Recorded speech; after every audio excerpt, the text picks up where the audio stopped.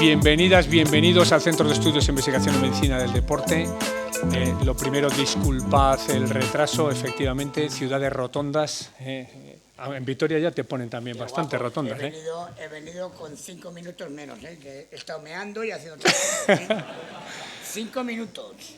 Bueno, en cualquier caso, agradecer de nuevo a Juanito y a Kiko Betelu, que sigue la saga, ¿no? Yo creo que es un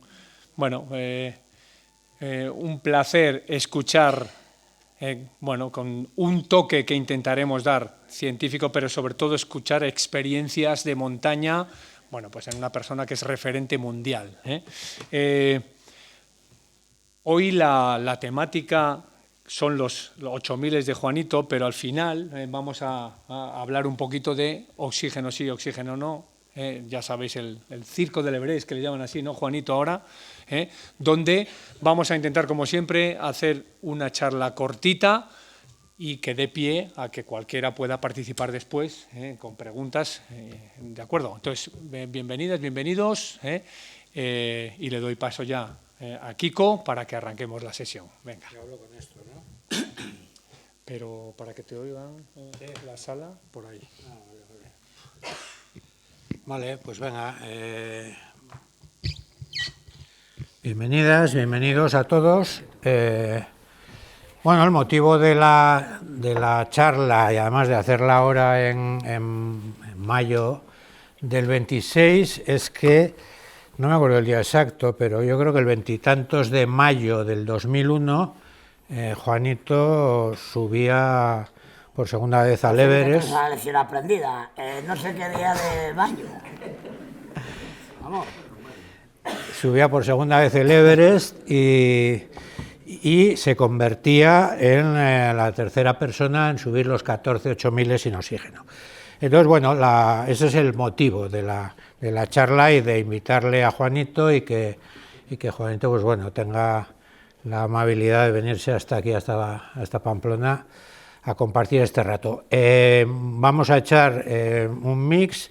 Yo voy a, para la gente que tenga más curiosidad y menos conocimiento quizás, una introducción de lo que son y dónde están los 14 8000.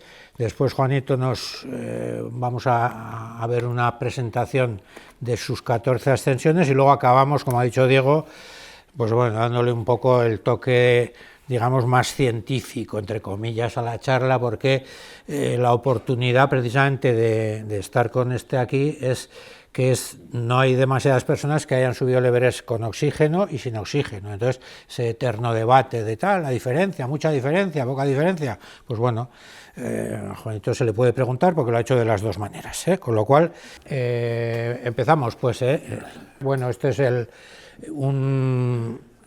una foto, foto no creo que sea foto, pero un esquema de lo que sería el Himalaya y el Karakorum, que mucha gente lo confunde. Esto es el Himalaya, que separa la India y China y el Tíbet, y esto es el Karakorum, que separa Pakistán y el Tíbet, ¿no?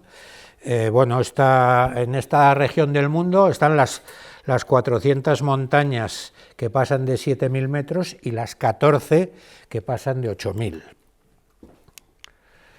Los dos reyes, digamos, del alpinismo son el Everest, 8848, la montaña más alta de la Tierra, y el K2, 8611, la segunda montaña, y precisamente están una corona, digamos, lo que es el Himalaya, que separa Nepal del Tíbet, y la otra corona, lo que es el Karakorum, que es esta otra zona de aquí, que separa, como os he dicho, Pakistán del Tíbet, de China.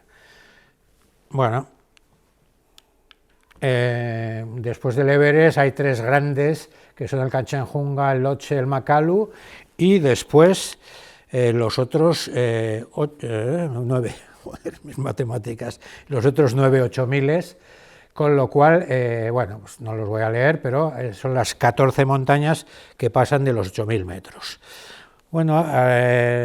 Aproximadamente en los años 80 del siglo pasado, se produjo una cosa más o menos entre los alpinistas de élite, que fue la carrera por quién era el primero en subir las 14 cumbres. El primero fue el italiano Reinhold Messner, en 1986, acababa de conquistar el último de los 8000. El polaco Kukuczka en el 87, un suizo era Loretan en el 95, un mexicano en el 96, otro polaco en el 96 y Juanito en el 99, en el Annapurna, que por cierto el año pasado o hace 2 años yo creo que también hicimos una charla para conmemorarlo. Lo que pasa es que apareció ahí el debate de sin, con oxígeno, y resultaba que de los 6 alpinistas que habían subido los 14 8000 en ese momento, solamente Reinhold Messner y Gerard Loretan lo habían hecho sin oxígeno.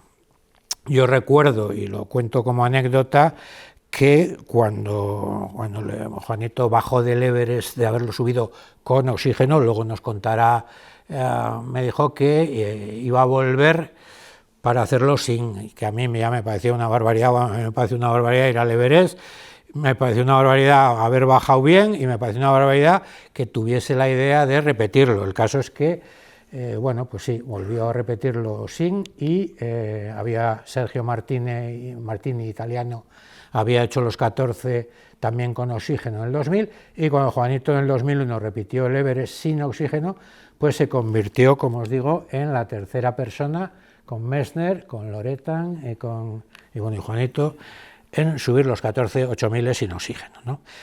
Entonces, pues bueno, en su día escribimos algunos libros, Juanito y yo, escribimos un libro cuando acabó los 14, que es los 14 8000 de Juanito, y luego escribimos otro, que es cuando repitió sin oxígeno. Y ahora vamos a la de Juanito. Arratsaldeon, buenas tardes. Primero deciros que aquí no hay nada preparado. O sea, a mí me han dicho, vamos a hablar un poco de tus 8000. O sea, es que no hemos hablado nada más. No sé ni cómo empezar esta movida. Bueno, como sabéis, me une una amistad, pues, de hace muchísimos años con Kiko Betel, ¿no? Él, de los 7 libros que yo tengo publicados, él me ha escrito 3, en primera persona, pero me los ha escrito él, ¿no? Entonces, consecuencia de todo aquello, pues bueno, tenemos una amistad muy, muy estrecha. Os voy a presentar ahora un waypoint un poco parecido a lo que él ha estado hablando. Repito que no sé cómo empezar esta movida. Entonces, bueno, pasa. Vamos a ver, independientemente de los 8000 que yo he subido, que han sido 26, que luego lo vamos a ver, he realizado otro tipo de actividades. Por ejemplo, ahora esta fotografía es en la muralla china en Pekín, donde anteriormente realizamos la travesía del Taklamakan, que es un desierto que está dentro del desierto de Gobi y que es el desierto más árido de la Tierra. Hicimos una travesía con 30 camellos bacterianos, con el programa Al filo de lo imposible. Hicimos un grandísimo documental y estuvimos 35 días deambulando por todo el desierto, ¿no? Pero bueno, independientemente de todo eso, os voy a contar un poco una vez más, la historia de mi vida. Yo empecé de jovencito a hacer montaña de la mano de mi aitá. A los 14 años descubrí el mundo vertical. Empecé a escalar en roca en una escuela, la que entonces era la escuela oficial de Álava, en Eguino, cercana a la Muga con Navarra, en Ciordia. Y ahí es donde realmente empecé a formarme, ¿no? Empecé a descubrir otros macizos, otros lugares, el Pirineo, los picos de Europa, pero definitivamente ya dimos el salto a los Alpes. A mí se me conoce fundamentalmente por los 8000, ¿no? Por no hablar del Conquist. que es otra faceta, ¿no? Pero yo siempre reivindico lo que he realizado durante muchísimos años, la formación que tuve sobre todo en los Alpes, ¿no? Ahí es donde realmente aprendí todo. Aprendí a moverme, aprendí a solventar situaciones comprometidas, situaciones críticas. Entonces no es como ahora, no había teléfonos móviles, te tocaba picar un bivac, picabas, tenías un problema, era complejo y complicado escalar entonces en los años 80 en los Alpes. Y sin lugar a dudas, este macizo fue el lugar donde yo me desarrollé como alpinista, ¿no? Realizando un montón de ascensiones, bueno, pues a muchos sitios, ¿no?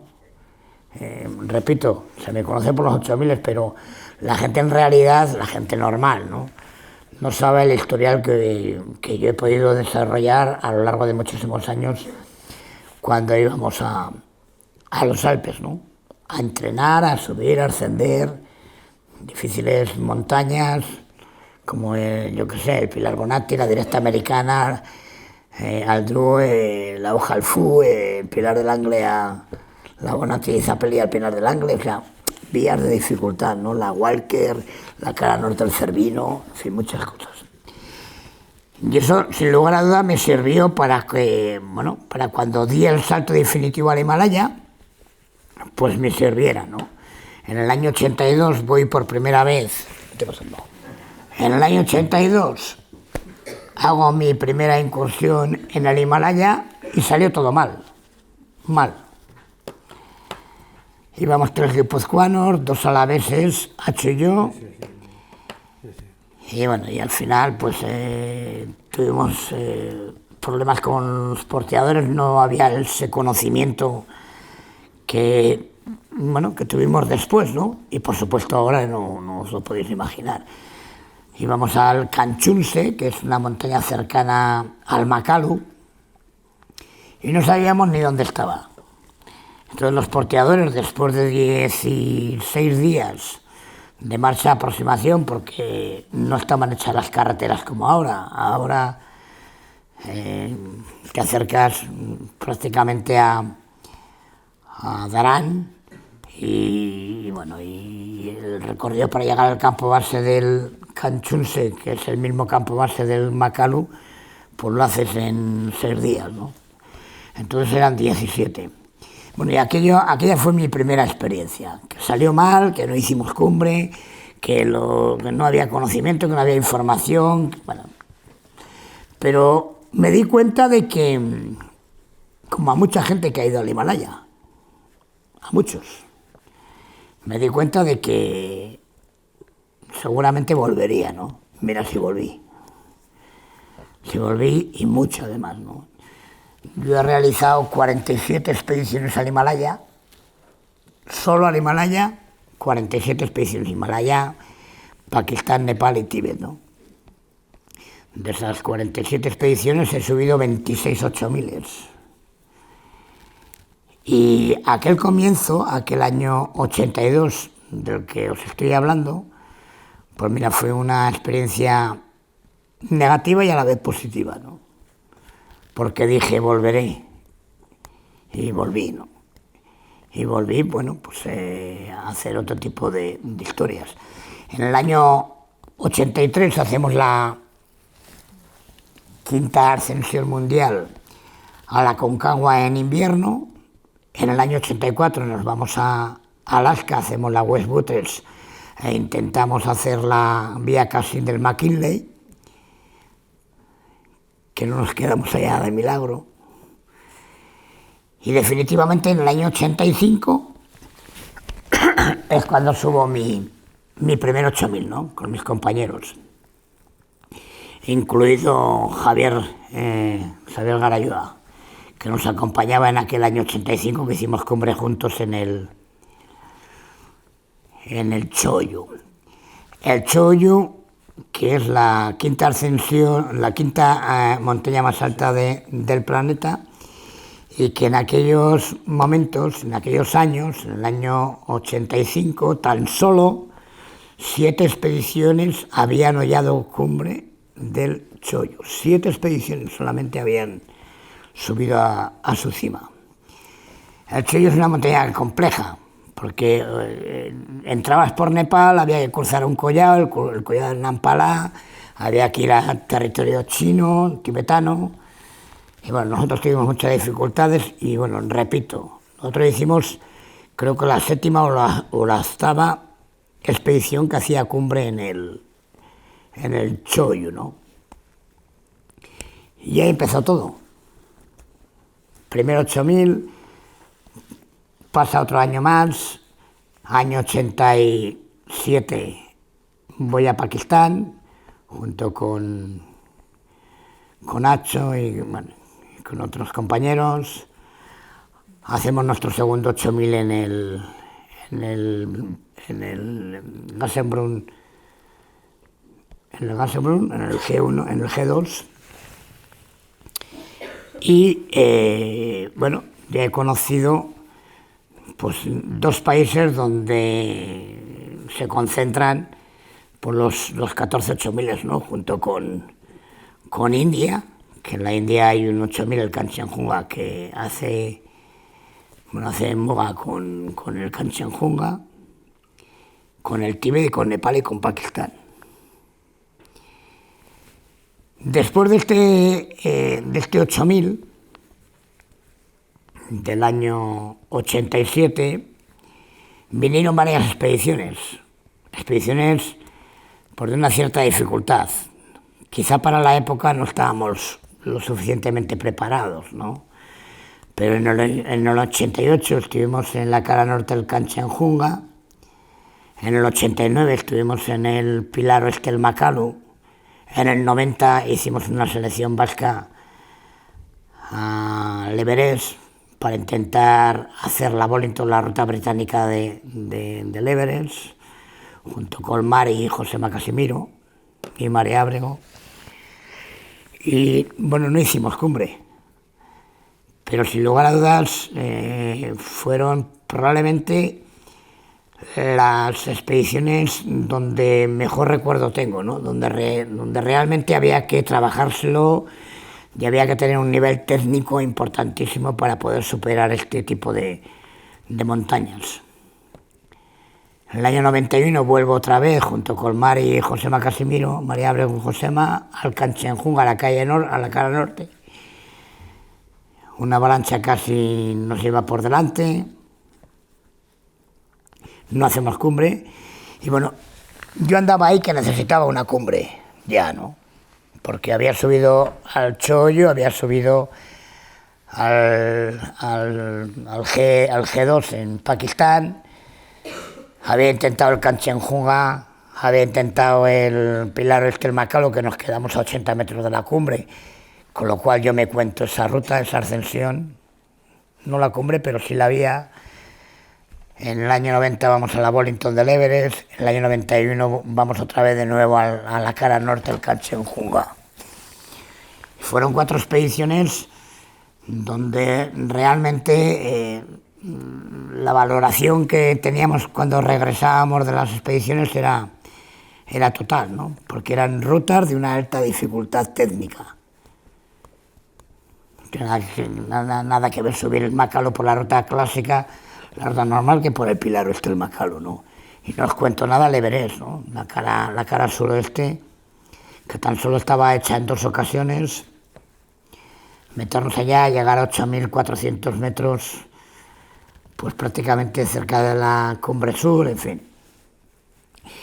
Y entonces, bueno, pues llegó un momento que yo necesitaba una cumbre, porque habían pasado 3 años, no habíamos subido y bueno, pues a la hora de buscar sponsors, a la hora de buscar financiación, pues ya empezaba a ser un poco más complicado, porque en realidad cuando te dan un dinero por yo qué sé, por diferentes estamentos,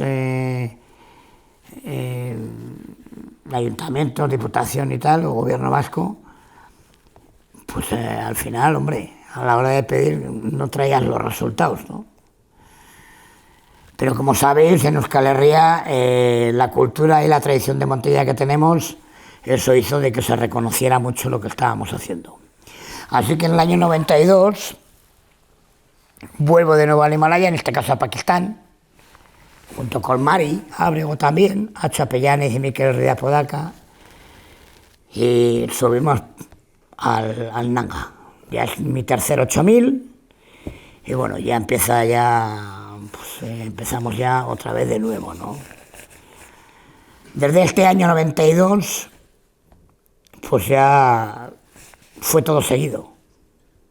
Es verdad que no buscamos rutas de gran dificultad, como las que os he comentado anteriormente, pero ya subo en el año 92 al Nanga Parbat y el año 93 nos planteamos de nuevo volver al Everest, en este caso una expedición alavesa. Hicimos cumbre por el Pilar Sur, que no tiene nada que ver con la ruta original de Nepal, no tiene absolutamente nada que ver. Hicimos una grandísima ascensión y ahí tengo que reconocer, que siempre lo digo, que llegando a la cumbre a 8.700 metros, un poquito debajo de lo que es el escalón el escalón Hillary, bueno, yo me coloqué el oxígeno, bueno, por circunstancias que no vamos a entrar ahora en ellas, ¿no? Había un gallego afincado en Venezuela que pasó muchísimas dificultades y bueno, yo le tuve que pasar una botella y bueno, en fin. La cuestión es que yo utilicé esos metros oxígeno para subir a la cumbre. Deciros que es la única vez en las 47 expediciones que yo he realizado en el Himalaya, la única vez que yo he utilizado oxígeno artificial en esos pocos metros, ¿no? Pero bueno, la ética y la estética que tenemos en el Himalaya dice que da igual, ¿no? Que utilices oxígeno poco tiempo o que lo utilices para bajar, no te cuenta como ascensión sin oxígeno. Bajo del Everest en el año que os estoy contando, 93, y para mí, bueno, no bajo, para mí fue una expedición tremendamente agridulce. Agridulce porque Antonio Miranda, bajando hacia el campo 4 después de haber hecho cumbre, tropieza, se cae por la pared del Lhotse y se mata. Y muere. Con lo cual os podéis imaginar. Estábamos a 8.000 metros, Acho y yo, 8.000 en el campo 4, donde tiene el accidente Antonio Miranda. Os podéis imaginar, ¿no? La historia. Pues bajamos al campo base, encima hablamos con la familia, con su pareja, que es la pareja actual mía, con la que tengo 2 hijos, Araceli. Y bueno, pues querían que lleváramos el cuerpo, recuperamos el cuerpo, una movida y una historia bastante desagradable y bueno, en fin. Aquella fue una expedición en la que yo siempre no he tenido grandes recuerdos, ¿no? Y como os he dicho al principio, donde para mí fue una ascensión tremendamente agridulce la cumbre, ¿no? Así que bajamos, la movida de Antonio, y bueno, aquello se va pasando, con lo cual al siguiente año, en el año 2004, perdón. 94. No, 2004. 94. Uy, 94, joder. Me estás contagiando, ¿eh? Sabes más de mí que yo de ti. Bueno, total, que en el 94, después del accidente del Everest, ocurre una circunstancia, ¿no? Acho Apellanes tenía mucha amistad con Juanjo San Sebastián y Juanjo San Sebastián a su vez tenía mucha relación con Sebastián Álvaro, ¿no? Entonces ya estaban inmersos en el programa de Al filo de lo imposible, con lo cual, bueno, pues ellos realizaron una expedición al Everest, pero hoy al Everest al K2, pero por el norte, por China. Conmigo no contaron, no por nada, porque cada uno llevaba ya un poco su historia, ¿no? Después de la ascensión del Everest ahí tuvimos alguna complicación y bueno, ya cada uno hicimos pues nuestra vida. Ese mismo año y esa misma temporada yo organizamos, junto con Félix y Alberto Iñorrategui, Quique de Pablo y Juan Tomás, la misma expedición al K2, pero por Pakistán. Entonces nosotros realizamos lo que es la ruta Tomo-Celsen, que no la terminó, pero nosotros hicimos la primera ascensión integral al K2, sin serpas, sin porteadores, prácticamente sin colocar cuerda, y aquello fue una grandísima ascensión, ¿no? Muy reconocida, que hoy en día lo que era la Tomo-Celsen hoy en día es la ruta vasca, donde cada vez va muchísima más gente a la hora de subir al K2. Ocurre otra desgracia. Nosotros hicimos cumbre antes que el equipo de Al Filo de lo Imposible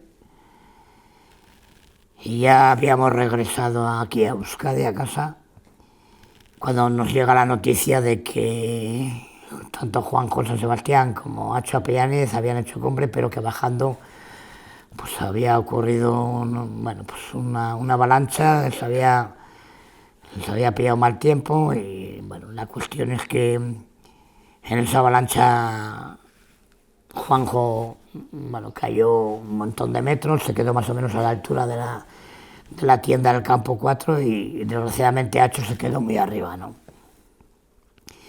Bueno, 4 días de sufrimiento y de agonía y desgraciadamente Acho pierde la vida en el K2.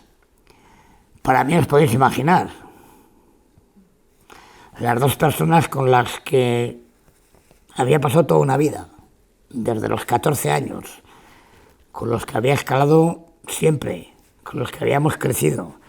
En 2 años, en un año, en el paréntesis de un año, pierdo a Antonio Miranda y pierdo a Acho Apellánez, ¿no? Y eso te marca mucho, ¿no? Por eso muchas veces comentamos y decimos que los alpinistas, los que nos hemos dedicado a este negocio, somos de otra pasta, y es verdad que somos de otra pasta, es verdad, porque al final eso no se olvida nunca, ¿no?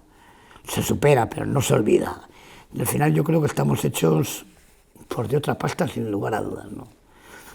Así que después de estas dos desgracias, tanto en el 93 en el Everest y en el 94 en el K2, bueno, pues lo superamos de alguna manera y os podéis imaginar de qué manera, porque en el año 95 es cuando yo hago mi primera trilogía.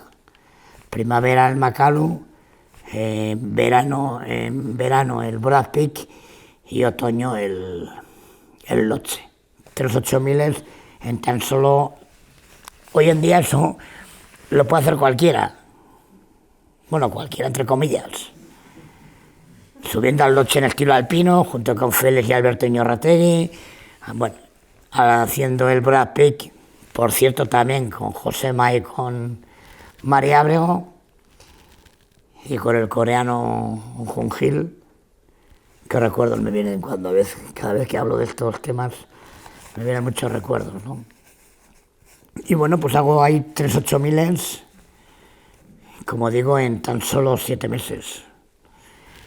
Y bueno, eso ya a uno le da mucho caché a la hora de buscar financiación, que es lo que yo siempre perseguía, ¿no? Ya acomodarme y saber que podía seguir realizando expediciones. Va pasando el tiempo, vamos subiendo 8000 y en el año 99, por fin, con la ascensión al Annapurna, me convierto en la primera persona en el estado en subir los 14 8000. Como bien ha dicho antes Kiko. En esta ascensión a la Annapurna, en este último 8000, que fue algo pues muy emotivo, ¿no?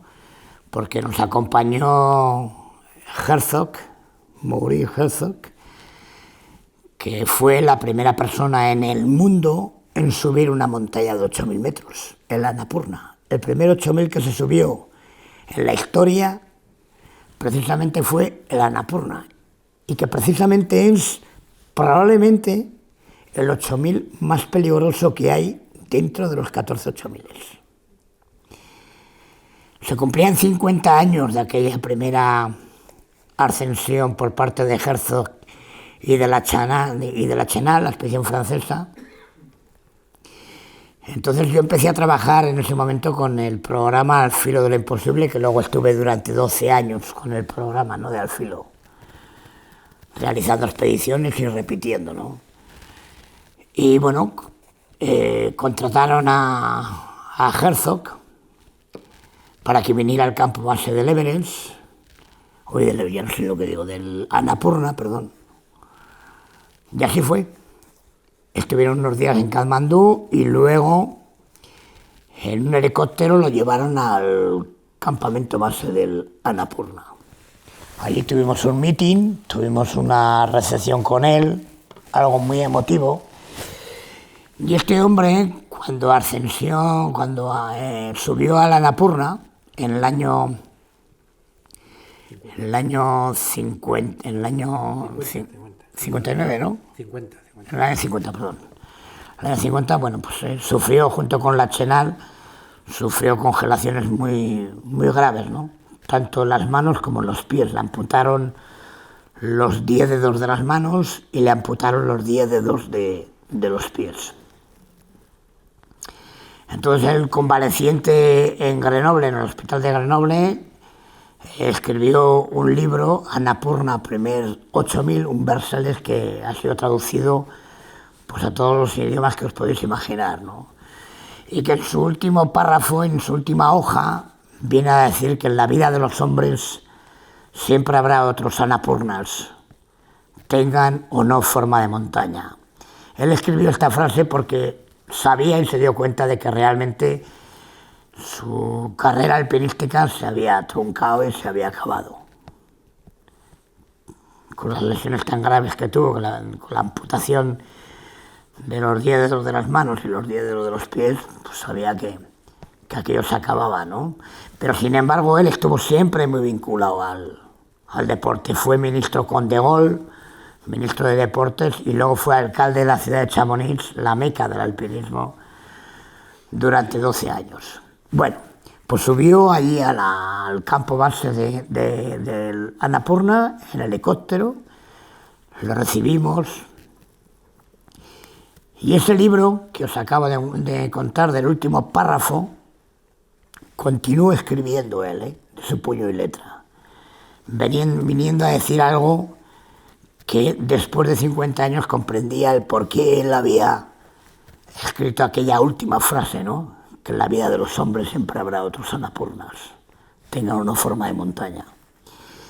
Entonces escribió, arrancó la hoja del libro Annapurna primer 8.000, me la dio, la metimos en un botecito y yo fui el encargado de llevarla a la cumbre para hacerle un reconocimiento ya, pues imaginaros, ¿no?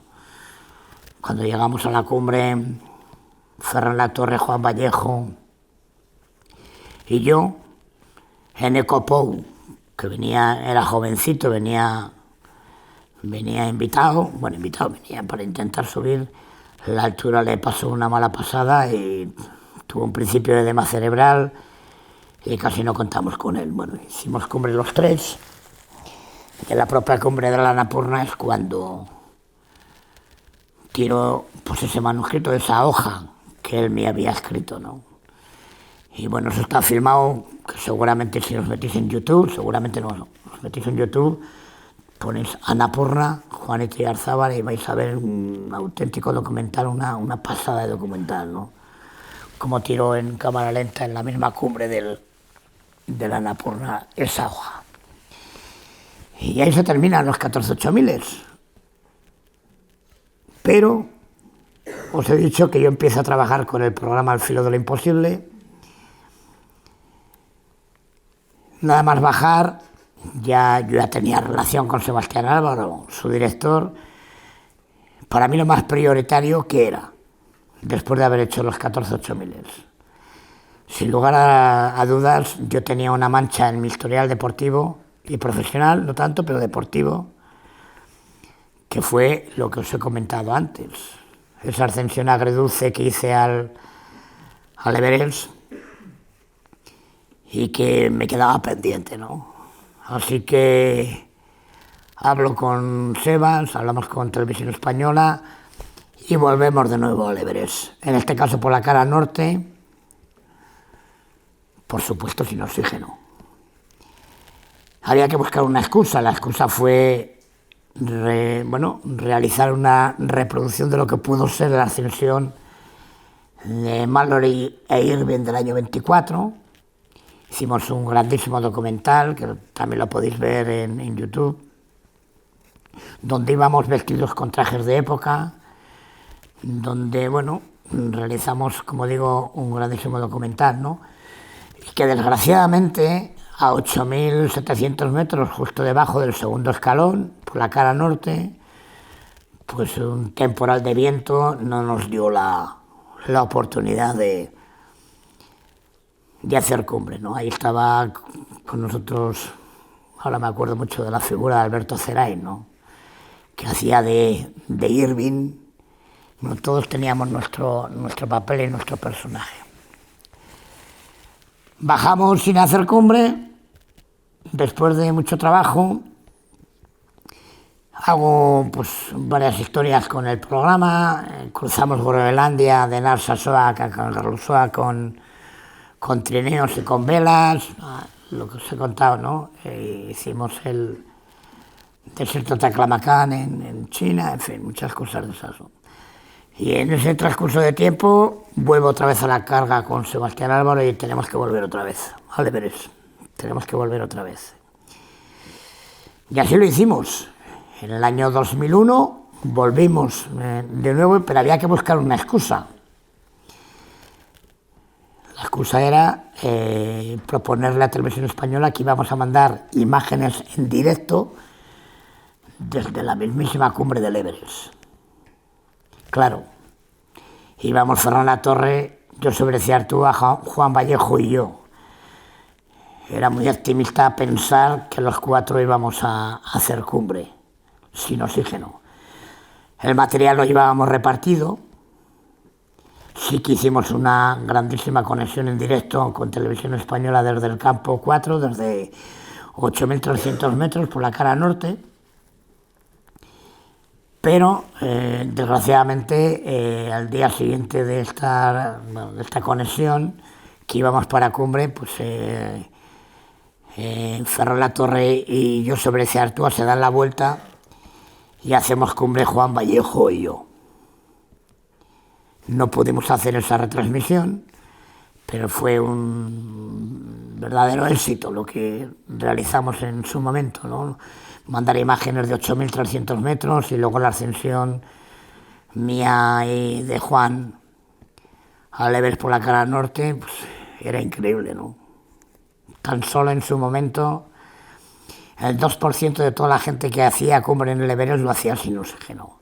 El 2% de toda la gente que subía a la cumbre del Everest entonces, en el año 91, hoy nadie lo hacía sin oxígeno. Con lo cual, cuando bajo me convierto,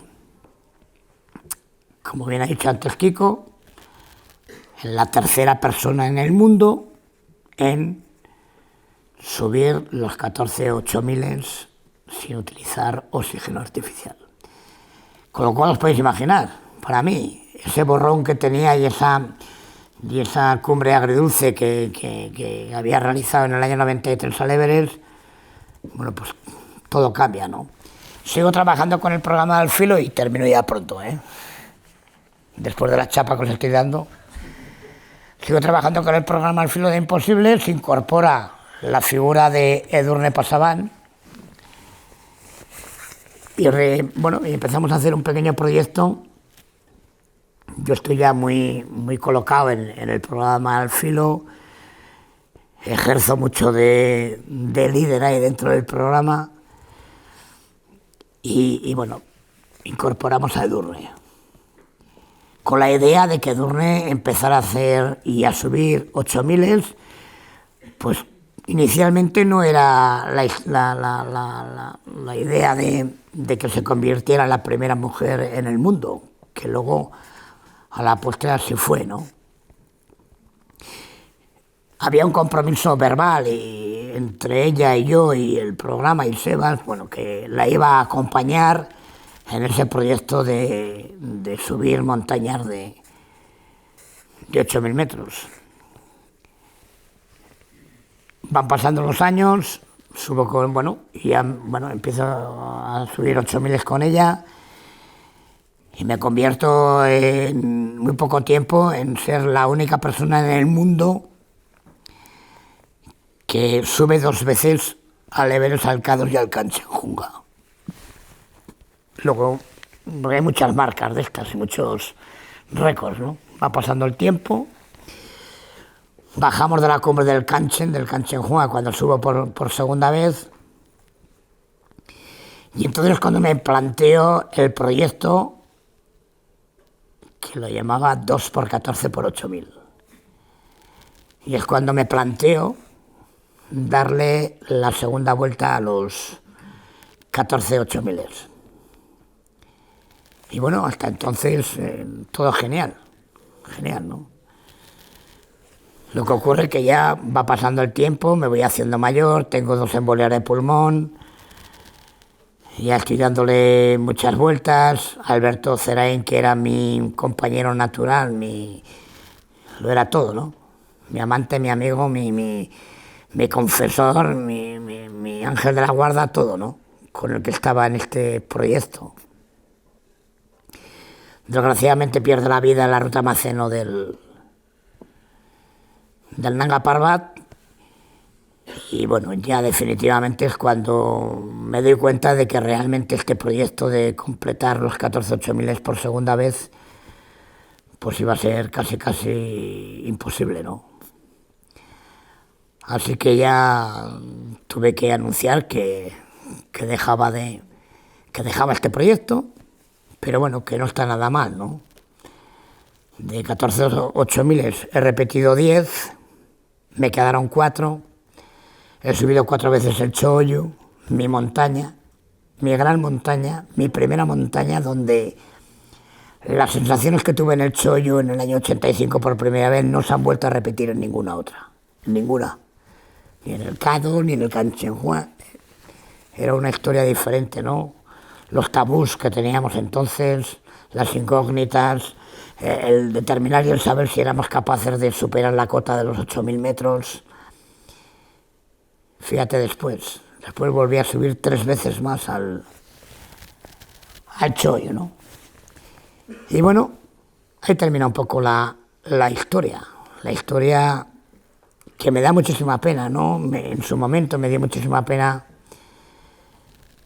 tomar la decisión de abandonar el proyecto del 2x14x8000. Pero bueno, al final, hasta hace 4 días, como aquel que dice, junto con Denis Urukov, pues he sido la persona que más 8000 ha subido en la historia, sin oxígeno. El que más, sin oxígeno. Exactamente 26 8000. Ahora, haceros una idea, subir un 8000 ya es lo que es.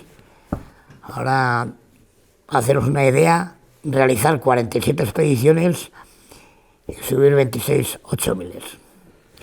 De aquí lo dejo. Sí, muchas gracias. Pero espera.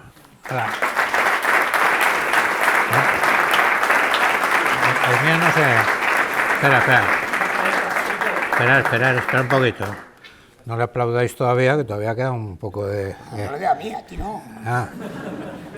De todas formas, si me hubieras dicho que iban en desorden, pues hubiera sido más fácil coincidir la montaña con la que tenías. Pero bueno, efectivamente, como estaba concluyendo Juanito, y parte de que el Instituto del Deporte nos haya invitado a esto es para el debate de lo que supone, y además es una cifra que ya la ha dado Juanito, solamente el 2% se calcula de gente que sube el Everest, que es el más alto de todos, sin oxígeno. Bueno, voy a hacer una ya muy breve, porque lo más interesante era obviamente escucharle a Juanito, pero vamos, una presentación muy breve, sobre todo, insisto, desde el punto de vista ya un poco médico de lo que esto supone, ¿no? Bueno, lo voy a pasar relativamente rápido porque no se trata de dar una clase de medicina, pero para los que os interese, en realidad en la atmósfera a cualquier altura siempre hay un 21% de oxígeno, ¿eh? Lo que pasa es que la presión de aire que hay pues a nivel del mar, aquí habrá un poquito menos, el 21% de eso, 2/3 es lo que tenemos en el pulmón, pues claro, según se va subiendo, y aquí he puesto algunas alturas que pueden ser interesantes para nosotros. Esto sería la altura de la Mesa de los Tres Reyes, el monte más alto de Navarra. Ya, fijaros ya lo que ha bajado el oxígeno y por lo tanto lo que ha bajado en el pulmón. Bueno, la altura del Mont Blanc, la montaña más alta de Europa, mucho más, y la altura del Everest, pues fijaros, prácticamente menos de 1/3 del aire, menos de 1/3 del oxígeno y por lo tanto menos de 1/3 del oxígeno en los pulmones. Bueno, eso para los que os interesa todavía más y los que seáis sanitarios, etcétera, el parámetro que utilizamos los médicos en estas historias, las enfermeras, la sangre, aquí la nuestra, si ahora nos pusiéramos un Pulsi de estos aparatitos que están tan de moda, todos y todas vosotras tendríais 97-98% de oxígeno. En la Mesa de los Tres Reyes se tiene 92, en el Mont Blanc se tiene 86 y en el Everest se tiene 58. ¿Qué quiere decir eso para los que sois un poco profanos en esto? Pues mirar, quiere decir que tanto Diego como yo, que hemos trabajado muchos años en una UBI móvil, cuando una persona la atendíamos con una saturación de 92 ya le poníamos oxígeno, fijaros, es la saturación de la mesa, ya le teníamos que poner oxígeno, y cuando a una persona que la atendíamos, después de ponerle el oxígeno y tal y cual, seguía con saturaciones por debajo de 85, pues ya nos planteábamos que la cosa era muy seria, que había que dormirle y que había que enchufarle a una máquina para que respire por él, ¿no? Bueno, pues fijaros, esa es la saturación del Mont Blanc y desde luego de ahí para arriba, imaginaros las saturaciones. Lo digo esto un poco para tener la referencia de lo que supone el enfrentarse a esas alturas sin oxígeno. En el año 1924, lo ha dicho Juanito, estos dos alpinistas, Mallory e Irving, fueron vistos por última vez a 8.600 metros, bueno, no está del todo claro, pero bueno, más o menos a 8.600 metros, en lo que pudo ser la primera ascensión al Everest, 1924, que no está claro porque nunca más se les volvió a ver. De hecho, era la tercera expedición británica de principios de siglo. En 1921 fueron por primera vez a intentar subir la cara norte. En 1922 llegaron a 8.300 metros, más o menos por aquí. Mallory, que es el único de los tres alpinistas que repitió las tres expediciones, era en ese momento pues considerado seguramente el mejor alpinista del momento. Quería subir sin oxígeno. Lo que pasa es que en 1922 no subieron, repitieron en el 24, él había hecho un intento sin oxígeno y había vuelto a quedarse a 8.300, 8.400, y entonces ya hizo un definitivo intento con oxígeno esta vez, pues porque ya estaban cansados de intentarlo sin oxígeno, y ya dijeron, bueno, pues esta hay que hacerlo con... En aquellos tiempos las botellas pesaban una barbaridad y no tenían demasiada práctica en su manejo, con lo cual yo he quedado muchas veces, algunas veces, alguna conferencia sobre esta historia que me parece preciosa. El que Mallory, que era el jefe, decidiera que iba a ir con oxígeno, de alguna manera marcó la historia del alpinismo, aunque de un modo bastante triste, porque en lugar de ir con el segundo alpinista más, de más experiencia, que era Noel Odell, de esa expedición, pues decidió que le acompañase el que menos experiencia tenía, que era un chaval de 20 años, Andrew Irving, muy fuerte, con muy poca experiencia en montaña. Lo que pasa es que era estudiante de ingeniería y por lo tanto era el único que sabía manejar los cacharros y tal y cual. Bueno, eso es historia, ¿eh? Durmieron en el último campo, más o menos situado por aquí. Debieron tener problemas con el oxígeno porque efectivamente cuando después de pasar todo esto se volvió a entrar en su tienda, había un destornillador, había una llave inglesa, es decir, habían tenido problemas y entonces Irving sería el que lo había resuelto. El caso es que otro miembro del equipo les vio avanzar por la arista noreste del Everest, insisto, hasta aquí, hasta este punto, a 8.600 más o menos. Odell les vio, efectivamente. En ese caso, una nube un poquito mayor que la que siempre suele tener el Everest les tapó y ya no se les volvió a ver nunca más. Con lo cual no se sabe si murieron a la subida o a la bajada. Ese es uno de los grandes enigmas del alpinismo. El caso es que años más tarde el piolet de Irving se encontró aquí y muchos años más tarde, porque eso fue en el año 30 y tantos, y muchos años más tarde, en el año 99, se encontró el cadáver de Mallory. No hay ninguna duda de que algo debió ocurrir aquí y cayeron hasta aquí, pero, insisto, sin saberse con certeza si subieron o no subieron hasta la cumbre, si la caída fue a la subida, la caída fue a la bajada. Porque una de las cosas que yo, en cuanto acabemos, que va a ser de enseguida, le voy a preguntar a Juanito, es la duda al ir con sin de la deprivación brusca, que es uno de los grandes debates. Se puede subir con oxígeno, se puede subir sin oxígeno, pero cada uno de los problemas es subir con oxígeno y de repente quedarte sin, ¿no? Bueno. Esto es la cara norte, el debate de con o sin. Esto es la expedición de 1953, que ya es la famosa expedición de Hillary Tenzing, en la que definitivamente se hizo la cumbre con oxígeno, llevando aparatos de circuito cerrado que respiraban oxígeno puro y pesaban 23 kilos, y otros que era de una mezcla, o sea, respirabas, se llamaba circuito abierto, y respirabas una mezcla de oxígeno y de aire, pesaban menos. El rendimiento esto es la primera pareja que intentó cumbre con circuito cerrado, no lo consiguieron. Estos son Hillary y Tenzing, que subieron con el circuito abierto, 3 días después hicieron cumbre. Hay un estudio muy curioso, que no lo voy a poner aquí, esto es un intento de la expedición suiza del año 52, no hicieron cumbre.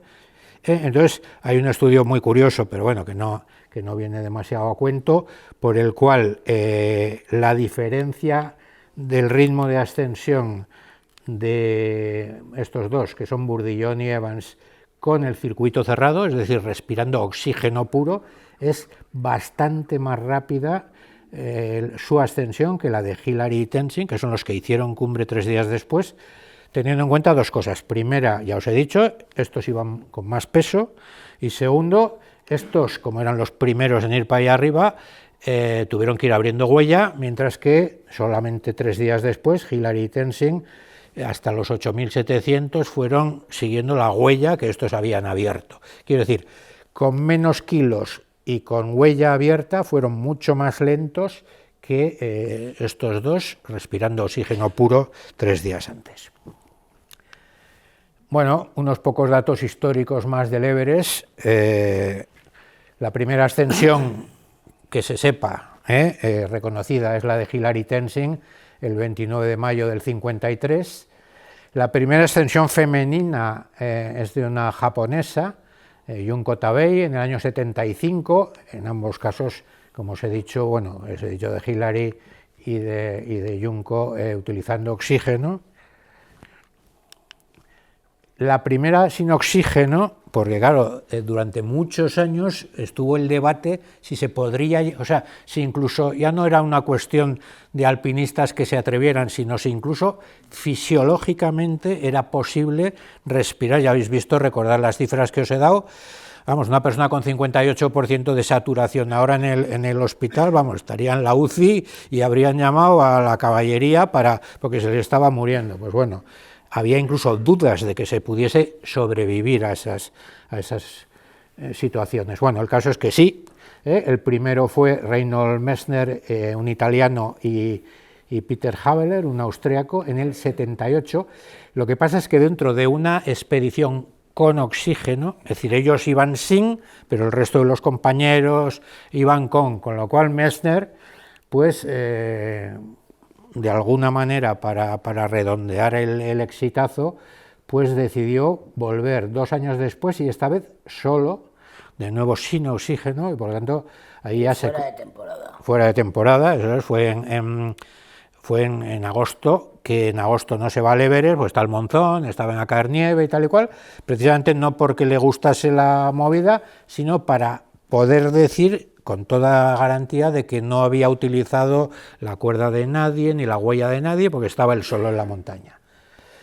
La primera femenina sin es de octubre del 88, una neozelandesa, Lydia Bradley. Bueno, Hilary es neozelandés, deciros que Nueva Zelanda tiene, aunque pueda parecer una isla exótica de los mares del sur, tiene mucha vinculación con el mundo de la montaña, precisamente porque el primero que subió al Everest es un neozelandés. Bueno, la primera mujer sin oxígeno fue Lydia Bradley.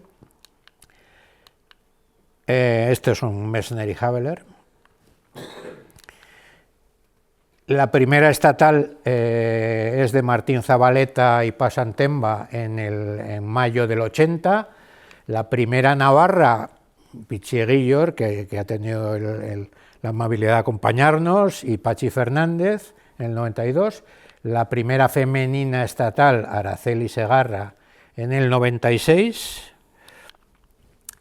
La primera estatal sin oxígeno, Félix y Alberto Iñurrategui, los que comentaba Juanito que habían hecho con él, bueno, aparte de unos cuantos 8000, la ruta vasca al K2, 2 años después de esta, y la primera femenina estatal sin oxígeno, Chus Lago, en el 99, la gallega.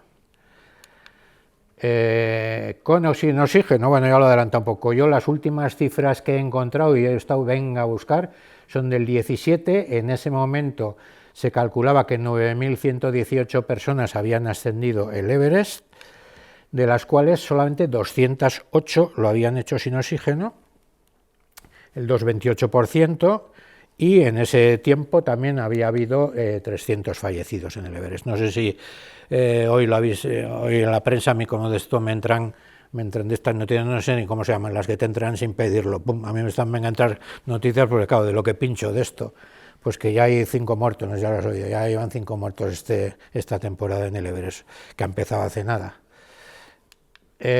Bueno, a día de hoy, esto sí que he encontrado el dato, hay 11 chicas, 11 mujeres que han subido el Everest sin oxígeno. La primera, por lo visto, el Himalaya Database, que es, bueno, dice duda, no sé si duda porque se hubiera puesto oxígeno en algún momento, etcétera, etcétera, con lo cual se dice que la primera verificada es Alison Hargreaves, que es una alpinista muy peculiar, y a día de hoy, el año 25, esta alemana, con ella son ya 11 mujeres en el Everest sin oxígeno. Esta es Alison, en la cumbre del Everest, precisamente. Alison, que lo subió en el 95, y el año siguiente, creo recordar, subiría al K2 también sin oxígeno y moriría en el descenso. Bueno, Juanito, y voy a ir acabando, como os lo ha dicho él, en el año 90 va a la cara suroeste, sin oxígeno, llegan hasta 8.300, 8.400, en el año 93 van por el Pilar de los Polacos, hace cumbre, ya os ha dicho que se utilizó oxígeno en los últimos 100 metros, en el 2000 es cuando hacen la recreación con al filo de la expedición de Mallory, de los que os he explicado que desaparecieron ahí arriba, y en el 2001 cuando repiten la norte y sin oxígeno. Bueno, el Everest es una pirámide de 3 caras muy claras, por tanto con 3 aristas y 3 caras, la norte, la suroeste y la este. Estas dos son chinas, tibetanas, y esta es nepalí. Deciros que por la suroeste es por la que Juanito se quedó a 8.300 metros, en aquella expedición que intentaron hacer la tercera ascensión de la que se considera pues, una de las vías más difíciles en el Everest y en el Himalaya. En el año 93 subieron no por la normal, sino por una variante, ¿no?, de la normal, bueno, que si quieres ahora matizas, y luego 2 intentos por la norte, la primera hasta 8.400, que es la vez que iban disfrazados de los del año 24, y la siguiente pues por la norte de nuevo en el año 2001, año en el que, como os he dicho, se convierte, y es lo que de alguna manera estamos... bueno, esto sí que va a salir, en la norte, hasta aquí sin oxígeno, en el año 2000, y luego en el año 2001 a la norte, cumbre sin oxígeno, la ruta es más o menos por aquí, cumbre sin oxígeno, y con lo que Juanito se convierte en el tercer hombre en subir los 14 sin oxígeno, en repetir el Everest con y sin, que es lo que yo yo siempre, como ya ha dicho él, somos amigos desde hace muchos años, y yo siempre le he dicho, chicos, no sé para qué vas a ir otra vez, o sea, una vez que has estado ahí arriba y has vuelto, eso no sé para qué tienes que volver, pero bueno, desde el principio, fijaros, yo voy a decir una anécdota y ya me callo porque el protagonista sin duda tiene que ser él, pero yo me acuerdo, tú no sé si te acuerdas de eso, pero antes de ir al Everest en el 93, te pregunté si ibas a usar oxígeno y me dijiste, me voy a intentar subir sin oxígeno, pero si no llego sin oxígeno, me pondré oxígeno, porque tengo que subir sí o sí, porque si no me voy a quedar sin financiación, ya lo he explicado un poquito, y bueno, a mí me pareció fenomenal como objetivo, y cuando bajó, le pregunté, me dijo que había utilizado en los últimos 100 y pico metros, patatán, y le dije, bueno, chico, pues ya está, y me dijo, si alguna vez tengo la oportunidad, voy a volver al Everest para subirlo sin oxígeno, porque se le quedó esa espina clavada. Bueno, 25 años de aquel momento, que ya me he acordado, el 23 de mayo, no sé si tú te acordabas. ¿Te acordabas tú? Sí. Bueno, pues 25 años de convertirse en el tercer hombre en subir los 14.000 sin oxígeno. Así que bueno, ahora sí que muchas gracias, y las dudas que tengáis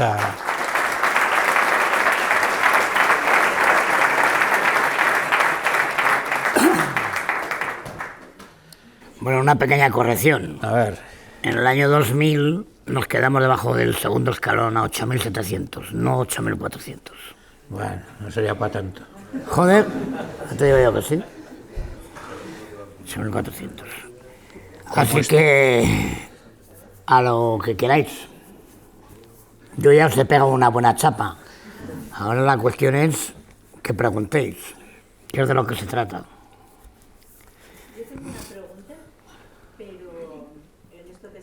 Joder, como no me... esto del Himalaya me ha dejado un poco los oídos jodidos.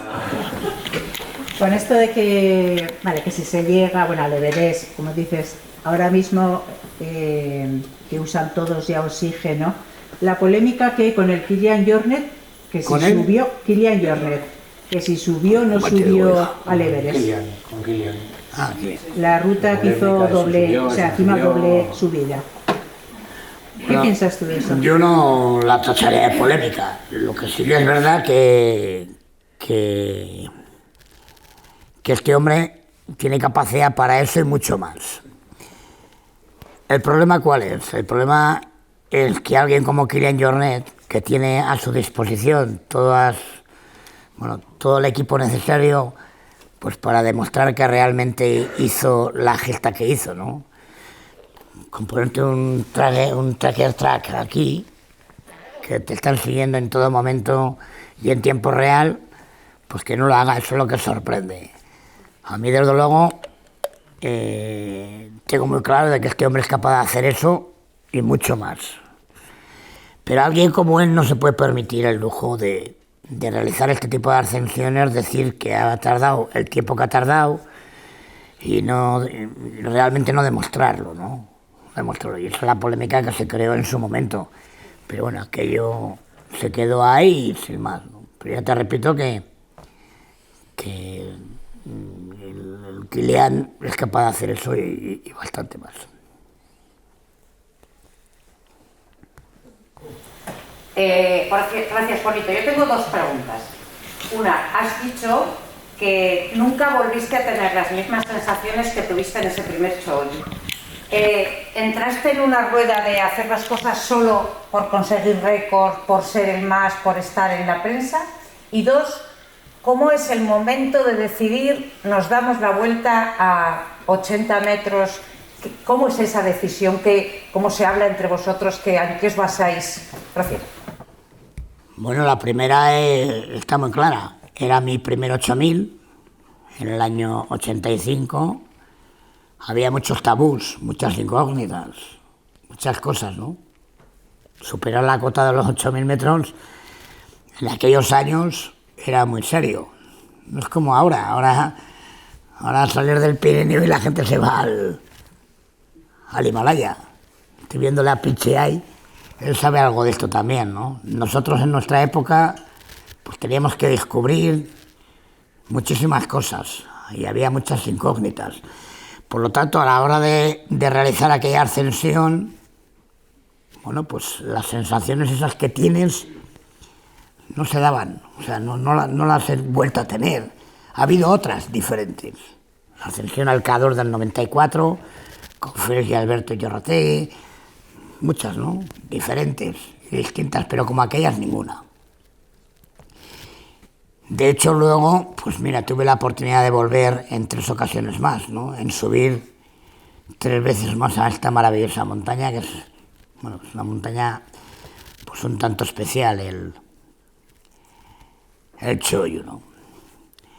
Y con respecto a lo que has comentado, mira, yo cometí probablemente el mayor error de mi vida profesional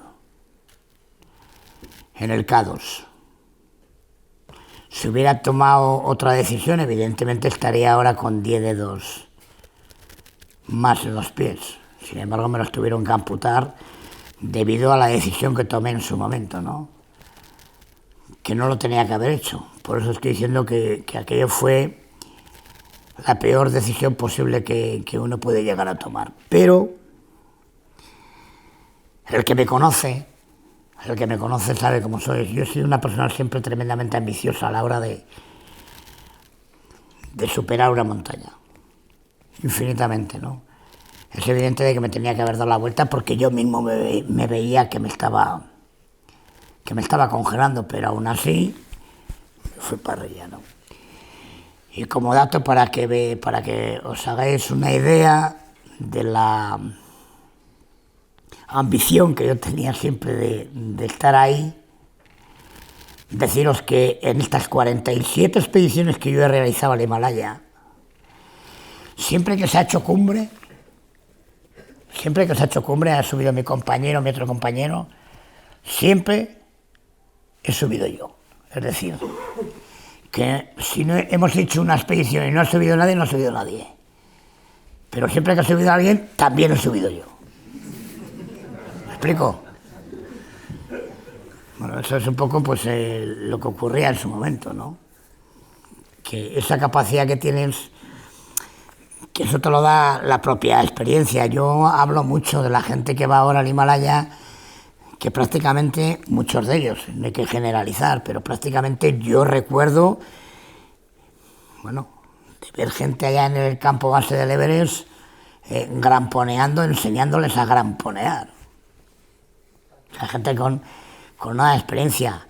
Lo que nosotros hacíamos en los Alpes, entonces, esa formación que tuvimos, hizo que luego a la hora de moverte y de hacer este tipo de actividades,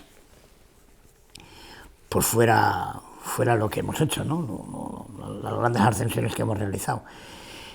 Y por eso te digo que en mi caso personal, pues probablemente el mayor error que cometí en mi vida fue ese, ¿no? Porque dándole ahora una vuelta de tuerca, no merece la pena absolutamente perder ni la más mínima ápice de una uña por subir un 8000. No un 8000, cualquier otra montaña, ¿no? Las montañas siempre están ahí. Siempre tenemos un momento para volver, ¿no? Está, como nos lo has explicado, lo aclaro, en la segunda vez que, en 2004, que Juanito repite el K2, es cuando dices que tienen las congelaciones y que entonces te cortaron los 10 dedos de los pies. Venga, mientras pensáis en alguna pregunta, yo que como lo ha dicho le conozco bastante, venga, si hay una pregunta, sí, si no cuento una anécdota. ¿Qué sientes en ese momento cuando tienes todo congelado en los pies, que sabes? O sea, ¿cuándo sabías ya que te los iban a quitar? O sea, ¿en qué momento te diste cuenta de que te los iban a tener que cortar? O sea, ¿qué sientes en ese momento? Eso enseguida te das cuenta. Sí, porque han sido muchos años. Te das cuenta cuando realmente te estás congelando, te das cuenta. Y yo me daba cuenta de que me estaba congelando y en su momento dije, bueno, ya que me estoy congelando, pues mira, me congelo del todo, ¿no? Pero es que encima yo al K2 en esa segunda ocasión, yo subí pues con un principio de edema pulmonar. O sea, repito, aquello fue la peor decisión de mi vida, ¿no? La peor. Pero sin embargo luego, bueno... Luego has hecho unas cuantas 8000 más. Bueno, después de la amputación de los dedos de los pies, pues cualquier otro, seguro, hubiera dicho, mira, hasta aquí hemos llegado, ¿no? Yo subí 5 8000 después. 5 8000, sí, claro, después de la amputación. Ya no le podían amputar más dedos en los pies, también hay que darlo en cuenta. Yo tengo muchas heridas de guerra, demasiadas. Y cuando, por ejemplo, ibais los tres compañeros, ¿había mucha distancia entre uno y otro cuando llegabais a las cumbres? ¿Esperabais, no? ¿Siempre habéis tenido ese de los tres, yo he llegado? ¿Pero qué cumbre? Cualquiera, por ejemplo, en los... Hay unos que corren más y otros que corren menos. Pero en mi caso personal, claro, yo ya tengo 70 años, me ves un poco deteriorado. Entonces, digamos, es evidente, ¿no? Pero mira, la grandeza de Juanito. Juanito era un tío, en su momento, muy cabezón, ¿no? O sea, era alguien que para echarse atrás tenían que estar muy, pero que muy mal, ¿no? Y la grandeza de Juanito ha sido fundamentalmente la adaptación a la altura, ¿no? Yo era alguien que aclimataba perfectamente bien en muchísimo menos tiempo que cualquier otro. Y esa era la ventaja que yo tenía, independientemente del coco. Esto funciona de esta manera. ¿No? De tener buena cabeza, de saber lo que quieres, de saber arriesgar, de saber tomar decisiones cuando hay que tomarlas, que es muy importante, saber dosificar, y por supuesto tener una buena adaptación y una buena aclimatación, que es lo que yo afortunadamente tuve durante toda mi carrera deportiva. y profesional. Porque no solamente el hombre vive de 8000. Yo llevo 25 a 30, 35 años guiando en montaña, ¿no? Ha sido mi trabajo. Guiando, yo soy guía UIAGM y a eso me he dedicado toda la vida, no solamente a subir 8000. Yo he subido, porque os hagáis una idea, 31 Aconcaguas. He subido 12 Kilimanjaros, he subido 7 Elbrus. O sea, no solamente la gente vive de los 8000, ¿no? Yo siempre que tengo oportunidad, no lo iba a decir, pero esta vez, ya que lo has comentado ahora, lo Kiko digo. ha subido conmigo a la Aconcagua, por cierto. Bueno, arrastrándose. Oye, ya que eres el mío, déjame que lo explique.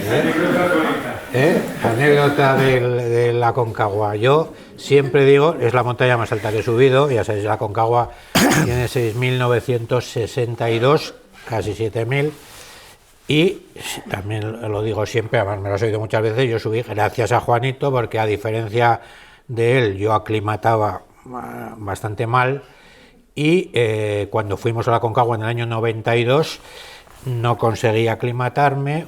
Juanito subió, tiró para arriba con el grupo que estaba más aclimatado y me dijo que cuando baje, si ya te encuentras aclimatado, si quieres, subo otra vez contigo.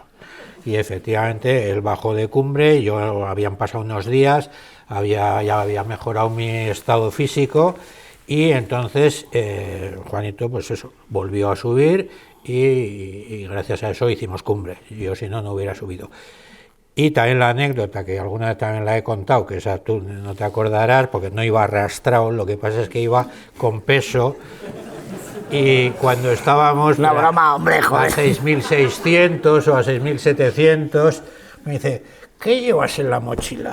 Pues un armario. Y le digo, joder, ¿no te acuerdas que nos había dado algo de dinero Osakidecha? Yo entonces trabajaba en Osakidecha, nos había dado algo de dinero Osakidecha para hacer un estudio y en la cumbre de la Aconcagua tomarnos la tensión, hacernos, no, entonces saturación no era, pero hacernos, bueno, no me acuerdo cuántas pruebas teníamos que hacer en la cumbre y yo lo llevaba en la mochila. Y me dice, vamos un poco más despacio, me dice, ¿qué llevas ahí? Y digo, joder, pues llevo los aparatos para la cumbre de la Aconcagua, ¿no te acuerdas que tengo que hacer mediciones en la cumbre? Y me dice, ¿y qué pasa, no te las puedes inventar o qué?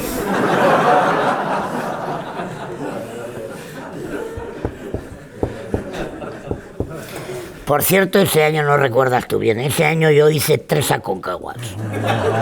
Conmigo una sola vez. Contigo uno, con otro grupo, el primer grupo con Nayara Ezeiza, Sí. que le quitó de alguna manera, entre comillas, el récord de ascensión de la mujer más jovencita, se la quitó a la hija de Gregorio Ariz. Sí.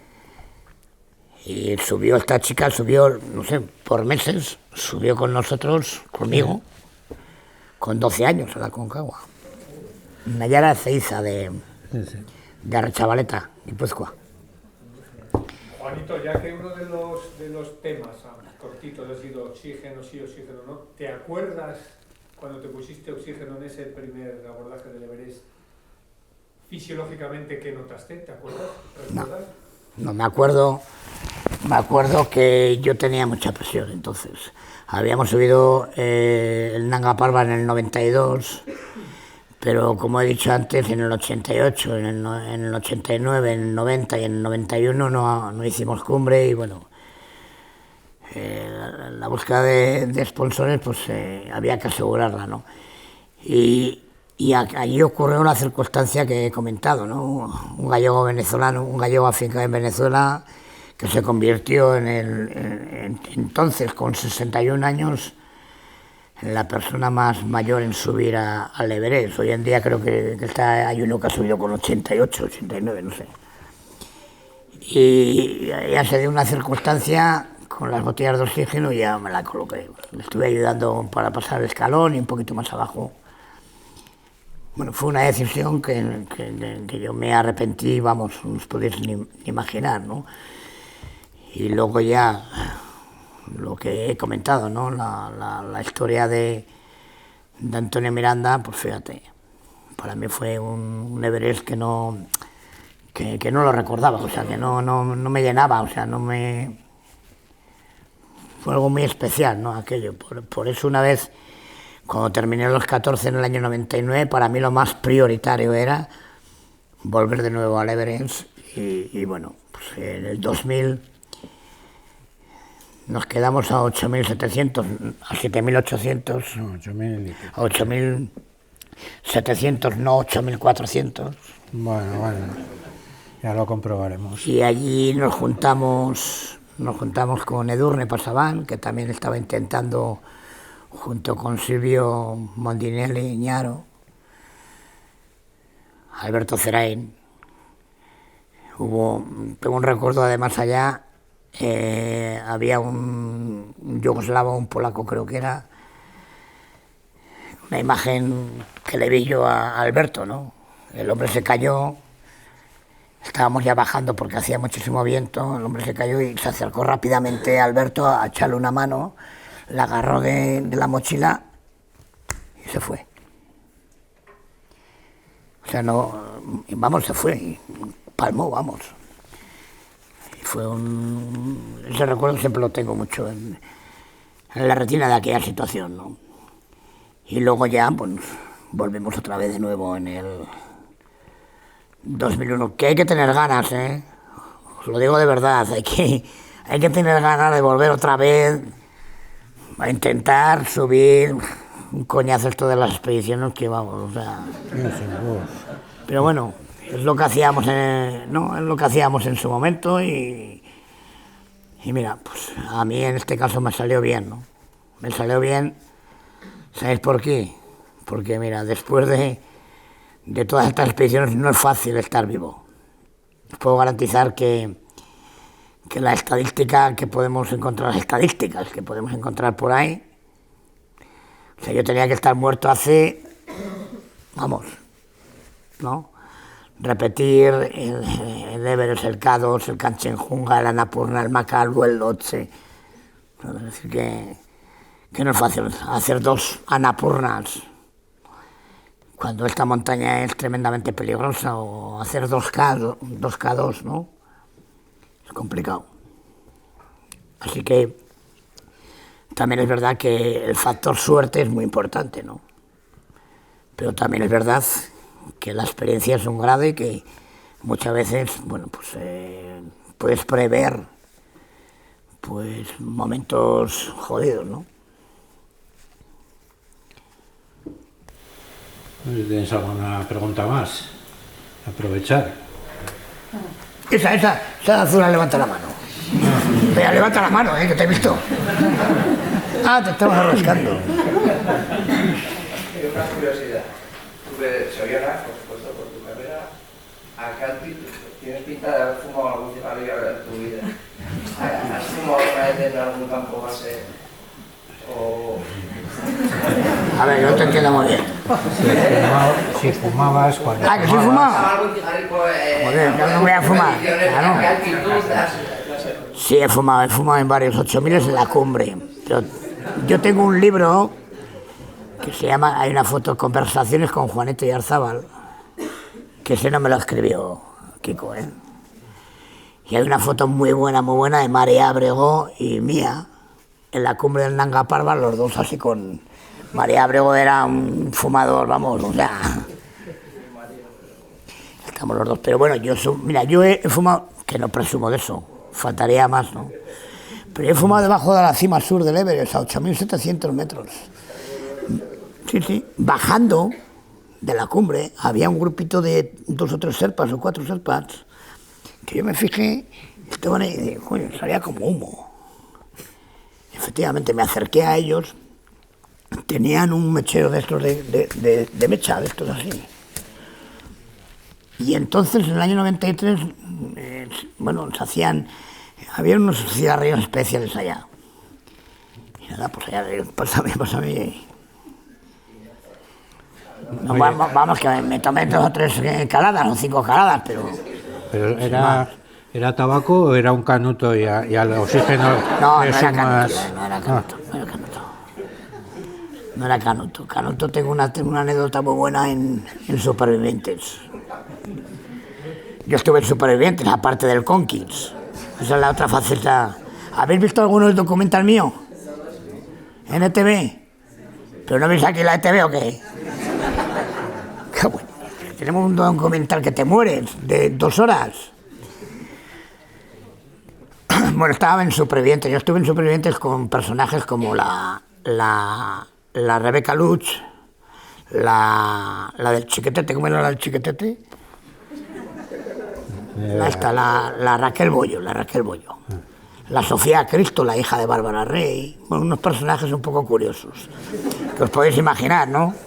Os podéis imaginar conmigo cómo chocábamos, ¿no? Aún así, yo hice segundo, estuve 80 días, ¿no? Ganando una pasta gansa. Y aquello me vino muy bien porque los médicos me decían, Juanito, tienes que dar baños de agua salada y caminar mucho por la playa, ¿no? Para endurecer los muñones. Así que me encajó perfectamente. Bueno, pues había un palafito. Yo estuve castigado 1 semana o 7 días en un palafito solo. Y a la noche dejaban a un guarda en la playa, bueno, pues si venía alguna lancha durante el día estaban los cámaras, los técnicos de sonido, el redactor y tal, ¿no? Todo el día. Entonces, bueno, ya me gané la confianza del cuidador. No sé si le regalé una sandalia, no sé qué hostia le regalé, bueno. Tráeme tabaco, yo fumaba entonces. Tráeme tabaco, venga, ya le convencí. Aquí es muy riguroso, en serio. Ahora no lo sé, entonces era muy riguroso. Ahora es un mamoneo eso de Supervivientes. Joder, me viene, no, pero no he conseguido tabaco, tal. Ahí el comandante siempre está esto, pero no, traigo un poco marihuana.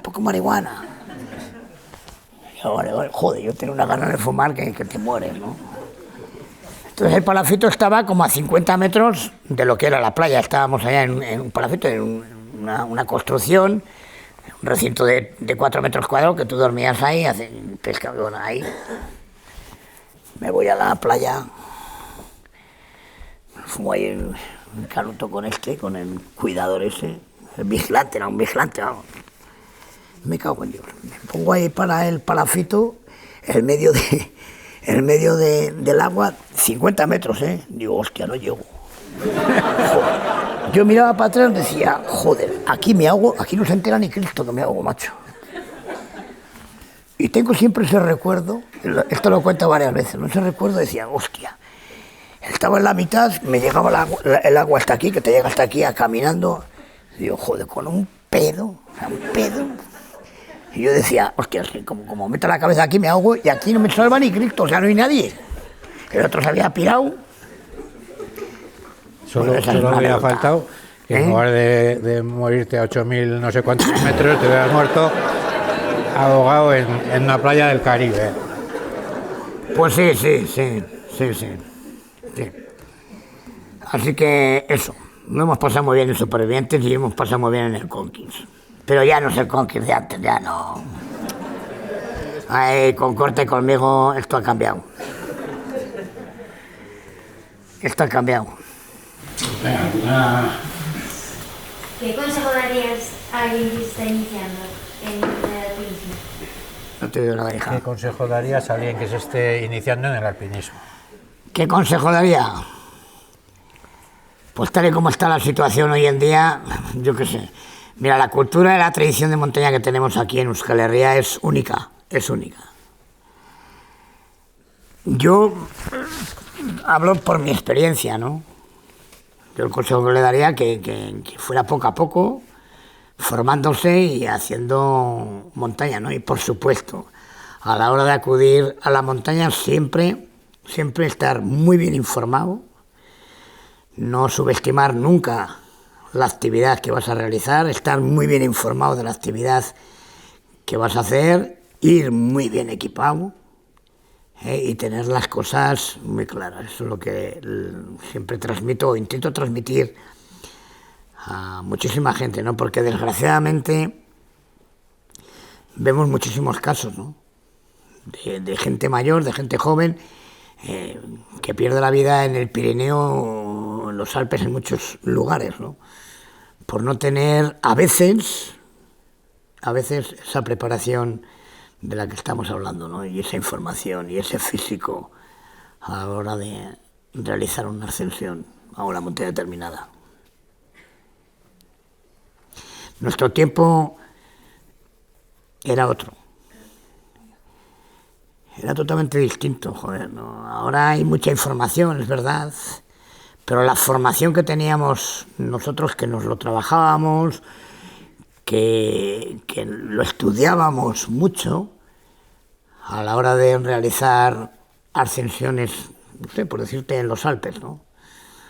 Yo hoy en día no veo a la gente que tenemos a nuestro alrededor, a mi hijo mismo, que es alpinista también y que escala, pero no le veo, no sé, organizar las salidas como lo hacíamos entonces nosotros. A ver si vamos a acabar llorando, ¿eh? O sea... Llorando no, es verdad. ¿O no, Pichi? Venga, haz una pregunta, anda. No seas vergonzoso. Ahí tenéis al primer navarro que subió al Everest. Pichi Guilior. Bueno, ha sido un placer, de verdad.